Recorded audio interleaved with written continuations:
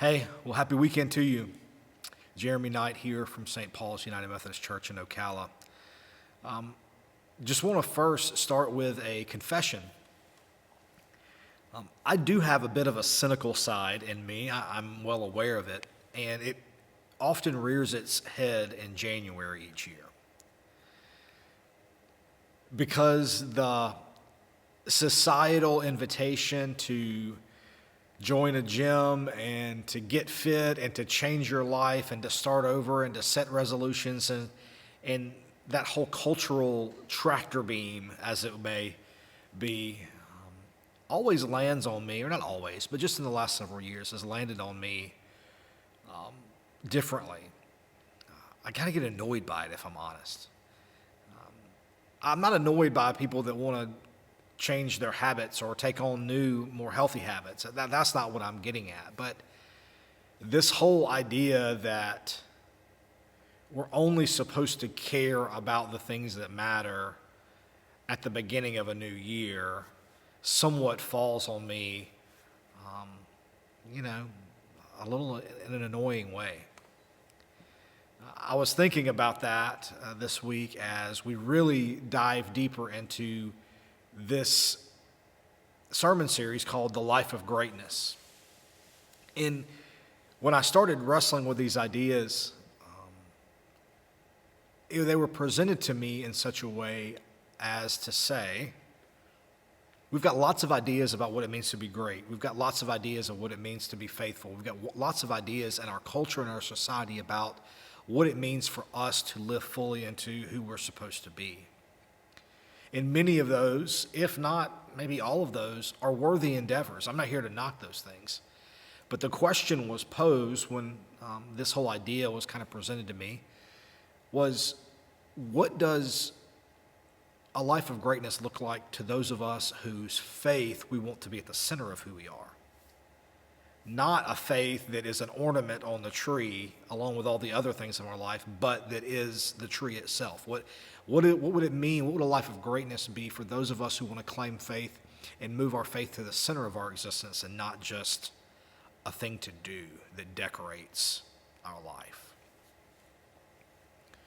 And so this whole idea and concept was presented for us to look at the Great Commandment, or the Greatest Commandment, it's often called, the Great Commission, and the Great Expectation. You may be more familiar with the first two, and the third one, maybe you don't know it by that name, but it's Micah 6:8, where the conversation is being had, and God speaks through the prophet to let people know that what's expected of them, what's required of them in some translation, is to love justice, to do mercy, and to walk humbly with God. Those are the things, those are an expectation that God has for God's people. And so I come to this question of greatness with a lot of hope, with a lot of intrigue, because I don't want to be cynical about those things. I want the cynical part of me to be melted away. I want the cynical part of me to be almost muffled or strangled away so that I can again engage what it means for me to live a life of greatness in the Lord. What it means for me as a person of faith to follow Jesus in a way that he himself defines as great. He himself lived and loved and modeled for us, and whose ministry directs us specifically to these particular scriptures and invitations.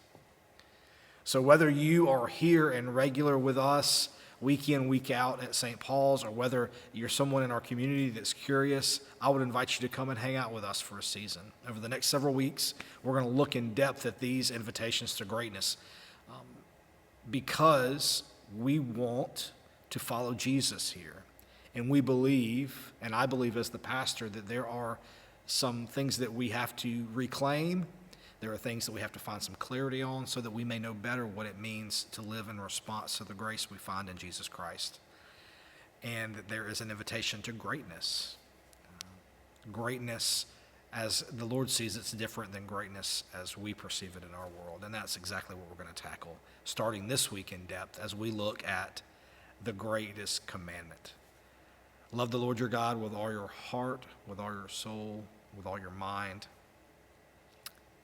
and love your neighbor as yourself. And so we're going to split that up into 2 weeks. We'll be focusing this week on what does it mean to love God? What does it mean when we talk about God? What are we actually saying? Can we, in our finite, small humanness, actually love God? Can we ascribe God love? What does that mean? What does that look like in practice? And really just being honest about that. And so we're going to wrestle with that in the sermon. And I pray you come. I pray that it's a blessing to you. I pray that you would come seeking to know better what it means to be loved and to love God as we seek the life of greatness that God has for us. All right? Have a wonderful, wonderful weekend. I hope to see you at 10:30 a.m. this Sunday morning here at St. Paul's in Ocala, Florida. If you can't be with us in person, you are just heartily welcome to join us online.